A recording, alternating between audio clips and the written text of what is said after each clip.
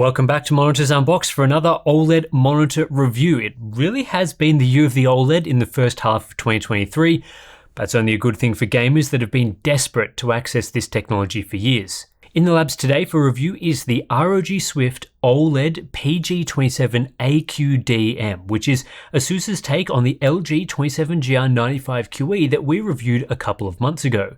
Same panel, same sort of specifications, but a few interesting differences up its sleeve that we'll cover throughout this review. The PG27AQDM features a 27-inch 2560x1440 WOLED panel with a maximum refresh rate of 240Hz.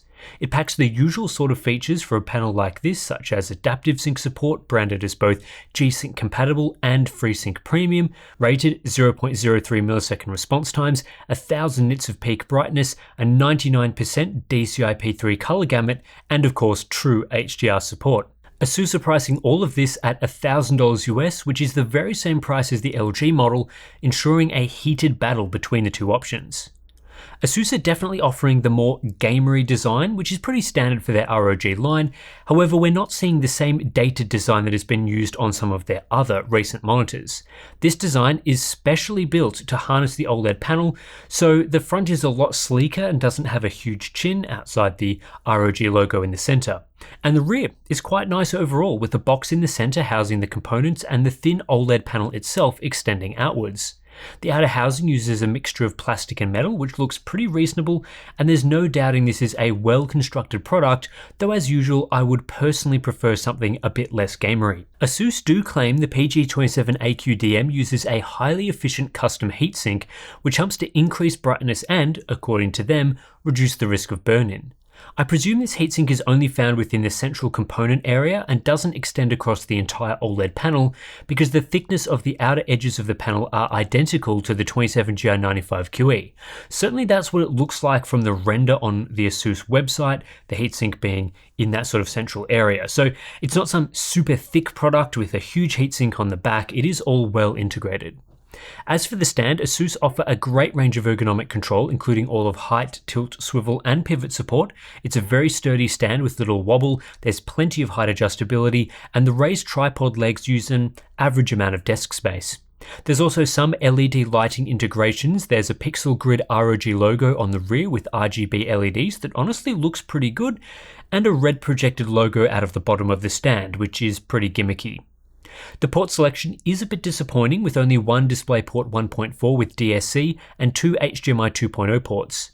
No issues with the DisplayPort, but only using HDMI 2.0 limits these ports to 120Hz instead of the full 240Hz and restricts console compatibility. There is VRR support over HDMI, so that will work with the consoles, but unlike the LG model that does have HDMI 2.1, the Asus model does not support 4K 120Hz downscaling as an example.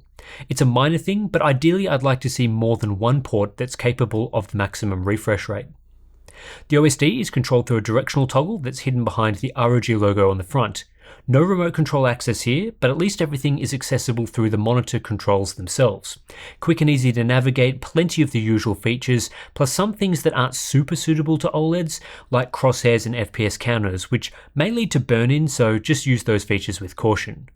Also, this monitor does support firmware updates over a PC USB connection, and I'd recommend people update their unit to the latest firmware, as there's already an update available, version MCM103, which is what I tested with. As the PG27AQDM uses the same panel as the 27GR95QE, it shares many of the inherent panel qualities such as screen coding and subpixel structure. This means that, like the LG, the Asus model uses a matte anti-glare coating, which is a reasonably controversial choice among OLED enthusiasts, some of whom prefer a glossy experience. But as I said in my review of the LG model, I think this is one of the better matte screen coatings. It is on the heavier side, so those that hate any coating grain may not be a huge fan here, but it does do a great job of eliminating reflections, reducing diffuse light, and preserving OLED blacks.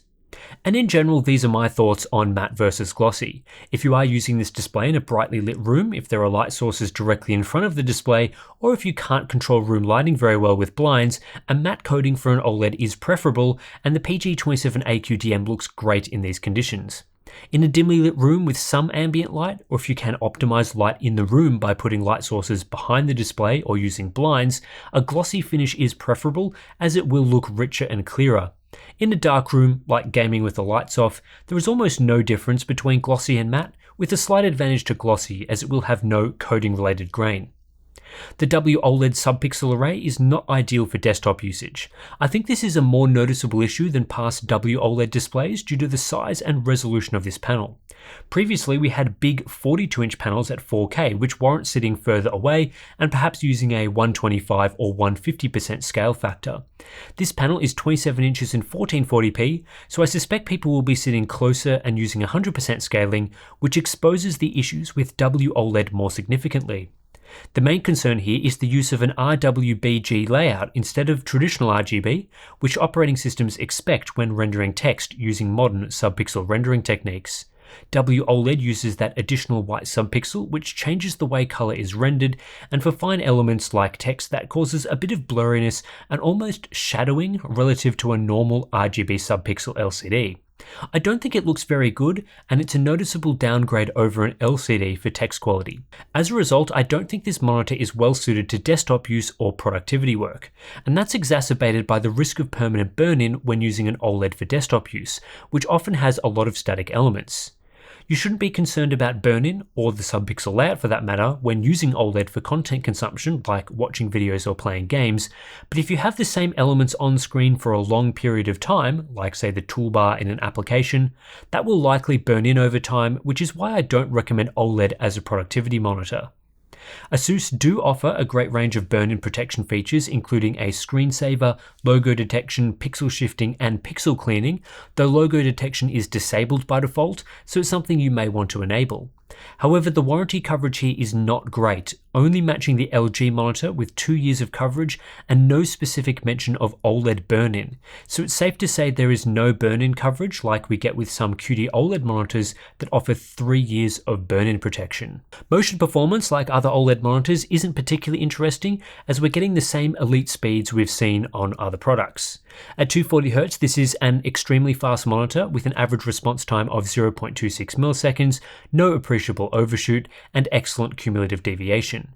The only notable difference versus the LG model is a less pronounced period of overshoot that lasts for one refresh cycle, but otherwise this Asus variant performs the same. We also get excellent numbers across the refresh rate range, as OLED panels do not change in performance at lower refresh rates, unlike LCDs. So for variable refresh rate gamers, this is an excellent choice, as you'll get superb performance even at moderate refresh rates like 120Hz. We also don't see any overshoot artifacts at 60Hz, which was a minor issue on the LG equivalent, so overall this Asus model is slightly better tuned. As I've said in other OLED reviews, there's really no difference between this OLED monitor and others that use OLED tech. So far, all the monitors I've tested have performed between a 0.2 and 0.37 millisecond average at their maximum refresh rate, which is a negligible difference. The big difference though is between OLED and LCD, with OLEDs being the clearly superior technology for motion performance. Typically, a 240Hz OLED is roughly equivalent to a 360Hz LCD in overall motion clarity due to its faster response times, but at the same refresh rate, the OLED will be better. Average performance across the refresh rate range is more favorable to OLEDs as they maintain consistent performance at all refresh rates, whereas LCDs typically get worse at lower refresh rates. This gives OLED quite a substantial advantage over a typical LCD on average, as you can see in the charts. Cumulative deviation is quite favourable to the PG27AQDM, and we do confirm here that it's better tuned than the 27GR95QE, which had a few small overshoot concerns at lower refresh rates. But when looking at this WOLED versus the QD OLEDs in the chart, there's really no difference here and shouldn't form any part of your buying decision, aside from the refresh rate, which is higher here. Input latency is excellent and on par with other 240Hz OLED monitors that I've tested. With a negligible processing delay and super fast response times, the PG27AQDM is an extremely responsive monitor to use with a noticeable improvement over most moderate refresh rate displays. It was also good to confirm that, like most other OLEDs, there's no difference in input latency between the SDR and HDR modes. So gaming using HDR is just as responsive as we like to see, whereas some LCDs with full array local dimming do have higher input lag using HDR. Power consumption was slightly lower from the Asus model relative to the 27GR95QE. After the LG model's latest firmware update, it can get very close to 200 nits here, as can the Asus model, but the Asus model is slightly more efficient. Interestingly, on Asus's product page, they claim this monitor operates at a 5% lower average temperature compared to other 27-inch OLED gaming monitors, and we see here a 4% reduction in power consumption. This is likely to be a contributing factor to running cooler. Unfortunately, this LG OLED does not support backlight strobing, or in the case of an OLED, black frame insertion. OLEDs are a perfect candidate for this sort of motion clarity improving technology, but for whatever reason, Asus has not implemented the feature here. Color performance is next up, and the PG27AQDM produces fairly typical results that we've seen from other WOLED monitors. This means 96% coverage of DCI-P3 as seen here, as well as 72% coverage of the wide Rec 2020 gamut. Sufficient for gaming, although not quite as wide as QD-OLED panels, which typically hit around 80% Rec 2020. For some reason, both LG and Asus do a poor job of calibrating their 27-inch OLED at the factory. My unit shipped with a strong blue tint, which gives the monitor a cold color temperature, and this affects delta E's. Gamut performance doesn't vary as much at different window sizes as the LG model, but the gamut is unclamped, leading to oversaturation when viewing SDR content like desktop apps or YouTube videos, which expect an sRGB color space. Compared to other monitors, this is not a particularly impressive result and certainly requires some tweaking to get better performance. On the PG27AQDM, there are two methods of accessing an sRGB mode. One is using the built-in mode called sRGB, which is the more locked-down way of doing it. This adjusts the color temperature to 6500K and nicely restricts the color gamut to sRGB, significantly improving performance. However, most settings are locked in this mode, preventing further tweaks to white balance or gamma, and ultimately this mode only has what I describe as maybe borderline factory calibrated performance. It's better than default, but only average among gaming displays when comparing their sRGB modes. The other method, which allows a much greater range of tweaking, is using the setting called Display Color Space, switching it over from DCI-P3 to sRGB. This option doesn't lock down any settings, but also doesn't adjust white balance, though this can be easily rectified as the setting is unlocked. Creating an sRGB configuration this way is more accurate than the built-in sRGB mode, and is my preferred way to use the monitor for SDR content. This gives the Asus monitor an interesting set of contrasting features to the LG. The Asus monitor allows full tweaking in both color space modes, while the LG monitor doesn't, but does offer hardware calibration. Using consumer-grade calibration hardware, there actually wasn't much separating the two monitors after various OSD and hardware tweaks, while the Asus model offers more functionality for those that don't own a colorimeter and just want to adjust settings. The best way to get accurate performance out of the PG27AQDM is a full software calibration, which we performed using CalMan. The results here are pretty good, not the best I've ever seen, which tends to be the case when calibrating OLEDs, but definitely a great experience. Brightness in the SDR mode is where the fun begins. WOLED monitors in the past have been criticized for poor brightness, and this was certainly the case with the 27GR95QE. But the PG27AQDM is much brighter, hitting 243 nits for a full-screen white image, even using the uniform brightness mode, which disables the automatic brightness limiter and thus stops annoying brightness changes at various window sizes. This is a 23% improvement over the LG equivalent, which is massive for an OLED monitor that uses the same panel and puts it in the range of QD-OLED monitors. Brightness still isn't amazing overall and falls well short of most LCDs, but I think 243 nits is very usable for most people and does give it a notable advantage over other WOLEDs for those in brighter environments. Also, due to the matte screen coating versus glossy for most QD OLEDs, I'd say this new Asus monitor is the most usable in bright rooms of any gaming OLED that I've tested so far. Minimum brightness is good too at 23 nits. Contrast, obviously fantastic as the display is capable of true zero black levels, leading to an effectively infinite contrast ratio, which is unmatched from LCDs. Dark shadow content looks amazing on this monitor. Viewing angles are also excellent on this OLED, as we've come to expect from this technology. You can basically view this display from any angle and get a great experience, plus it's a flat panel so there's no issues arising from a curve. Uniformity though was a bit less impressive. While an OLED cannot suffer from backlight bleed or IPS glow, my unit did have a bit of a dirty screen effect when viewing grey content, which is where you can see some grey uniformity issues viewing mid-dark tones relative to an LCD that shows these tones in a more consistent fashion. While white uniformity overall was excellent, the PG27AQDM isn't that good for apps that have dark grey background, which is surprisingly quite a few of them. The LG variant also had this issue to a greater degree actually, but it does seem that this WOLED panel fundamentally suffers from this issue due to its hardware. The Asus PG27AQDM is an excellent HDR display. This is due to OLED technology's inherent hardware qualities that are tailor-made for displaying HDR content. The key feature here is that each individual pixel is self-lit, meaning at a pixel level, the display can turn on or off to accurately display everything from dark shadows to bright highlights. When the display needs to show pure black, it can fully switch off, giving us the trademark rich zero-level blacks and deep shadows that OLED is known for. This is in contrast to most HDR-capable LCD panels, which are not fully controllable at the pixel level. LCDs require a backlight, and for HDR displays this typically means the use of full array local dimming, a technology that splits the backlight into zones. Whereas OLED can turn off each pixel individually, LCDs with local dimming can only turn off certain zones, encompassing hundreds or even thousands of pixels. This can still be effective for HDR content and look great, but it has some fundamental flaws in difficult circumstances. For example, when showing a bright and dark element close together, an OLED can control each pixel as needed with a clean, accurate distinction between bright and dark. LCDs with local dimming need to masterfully control the zones to achieve the necessary distinction between bright and dark, and when the element is too small or not in the optimal position, the bright element can spill into the dark area within the backlight zone, creating ugly blooming artifacts. OLED therefore has the edge when it comes to displaying clean HDR content with minimal blooming or haloing. In some scenes, this will be the difference between raised blacks and deep blacks, such as for star fields and Christmas lights. At other times, OLED can have a brightness advantage for small bright objects within a dark scene. Subtitles will look cleaner on an OLED with reduced blooming, and generally OLEDs produce richer shadows thanks to its inherently higher contrast ratio. Aside from rich blacks, OLEDs also have other advantages for HDR. As there are no backlight zones, OLEDs are faster to transition between bright and dark with no visible zone transitions.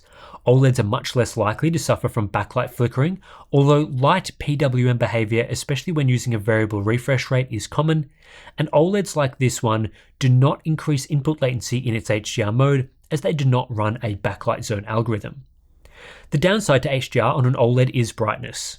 OLEDs typically don't get as bright as an LCD with full array local dimming in HDR content, especially for large window sizes.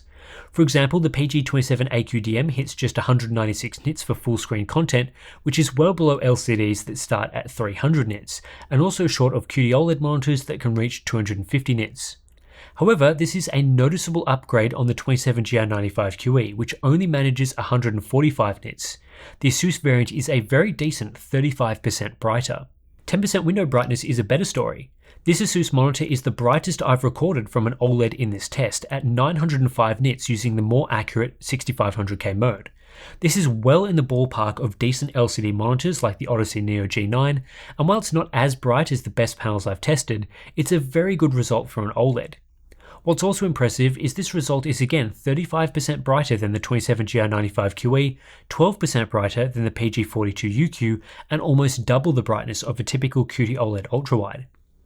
When looking at brightness versus window size, the PG27AQDM is very impressive. At all window sizes except 50%, the Asus model is brighter than the LG model, and this is especially true for smaller windows. 2% brightness of 851 nits is again 35% brighter than the LG model, and even at a 25% window size we get a 14% improvement. There is no doubting whatsoever that the Asus implementation of this panel is brighter, and is actually the brightest WOLED that I've tested. How it compares to QD-OLED is more complicated, though it's certainly a much closer battle than with previous WOLEDs. For the smallest elements, QD-OLED takes the lead with 1000 nits of brightness compared to about 850 nits. While the PG27AQDM can hit 1000 nits, it's only capable of doing so in the highly inaccurate 8200K mode, which has a strong blue tint and cold color temperature. Here we are looking at 6500K mode performance. But for other small window sizes, generally the Asus WOLED is in the lead, with a particularly large gap at 10%. When we get to 50% window sizes and larger, QD-OLED retakes the lead, never dropping below 250 nits. However, in real-world HDR content, the use of high brightness across such a significant portion of the screen is quite rare, so generally the results at 25% and below are most indicative of real-world performance. Speaking of real-world performance, let's take a look at some real-scene measurements.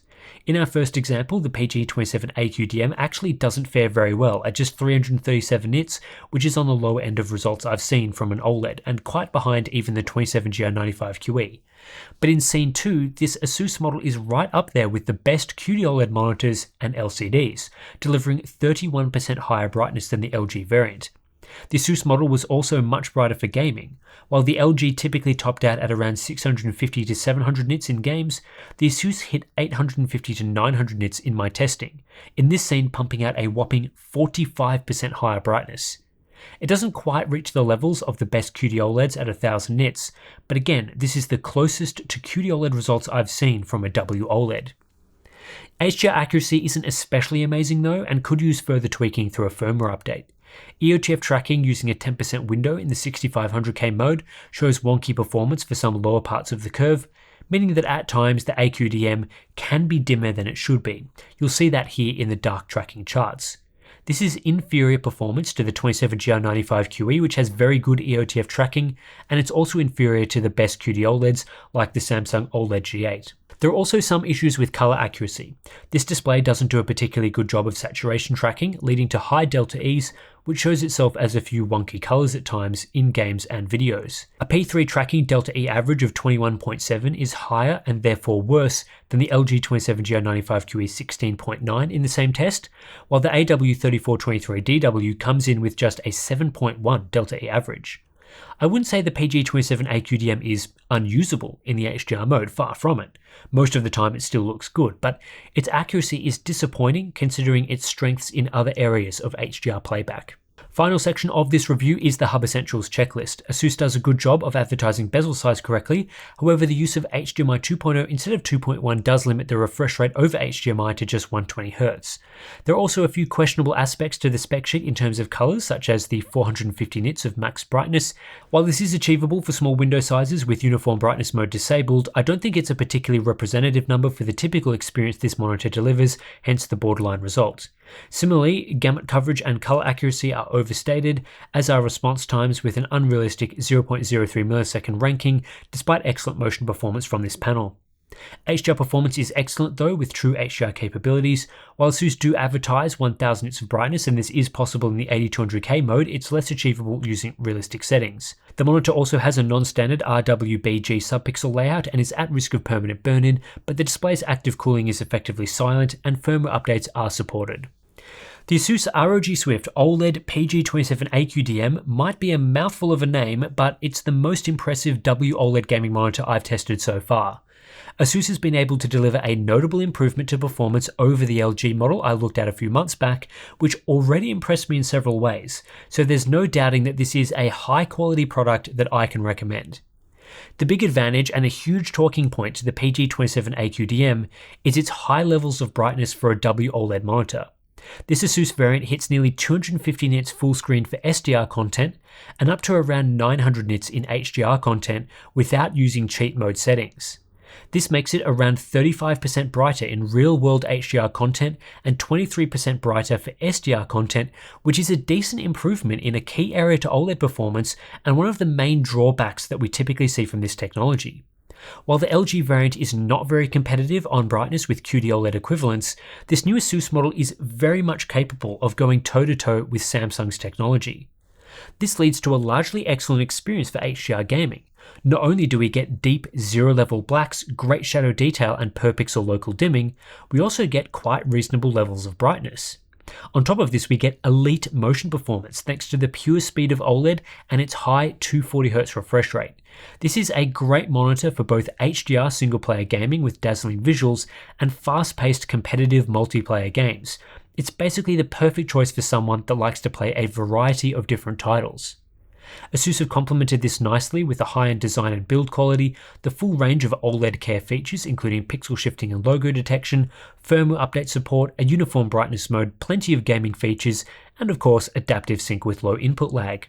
Like many products, the PG27AQDM is not perfect, and there are some areas that Asus could have easily improved. I love the unlocked range of color controls, but factory calibration is mediocre, and HDR accuracy could do with some further tweaking. Addressing this would really elevate this product into the elite echelon of gaming monitors. Including HDMI 2.1 would have also been an easy win. Opting to use only HDMI 2.0 is disappointing. Other aspects are harder to resolve as they are limited by WOLED panel technology. For example, the subpixel layout leads to poor text clarity relative to most other monitors of this size.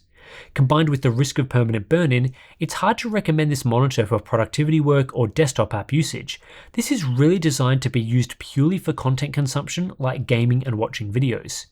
Asus also doesn't offer any specific burn-in coverage with their warranty, and by running this panel at a higher level of brightness, that will surely have implications for burn-in with static content, though again, I don't expect this to be an issue for content consumption. All up, the introduction of this Asus model, especially at its $1,000 price, makes it very difficult to recommend the LG model anymore. There's little reason to buy it over the superior Asus model, so if you're after a 27-inch 1440p 240Hz OLED, the PG27AQDM is absolutely the way to go. The higher brightness on offer outweighs any of the drawbacks, like no HDMI 2.1 or somewhat weaker HDR accuracy. What's more difficult to decide is between this 27-inch Asus and some of the 34-inch QD OLED ultrawides we've covered previously. A lot of the decision making here will come down to which format you prefer, as obviously ultrawide haters wouldn't buy the QD OLED versions. But with the Asus WOLED offering similar brightness to the many QD OLED options, it becomes hard to otherwise separate. Ultimately, I don't think there's a wrong choice, and I'm certainly very impressed with this Asus monitor, and I think most buyers will be quite happy with what it offers. Anyway, that's it for this review. As always, if you are interested in supporting independent testing, you like these sorts of reviews and comparisons, you like all of our comparative data, then please do consider supporting us via Patreon or Float Plan. Making these reviews is not possible without the support we receive from you guys, so thanks very much if you are a Patreon and Float Plan member. But if you can't support us, then doing things like subscribing to the channel, giving the video a like, sharing it with your mates who are interested in these sorts of monitors is a great way of doing that. So yeah, thanks for watching, and I'll catch you in the next one.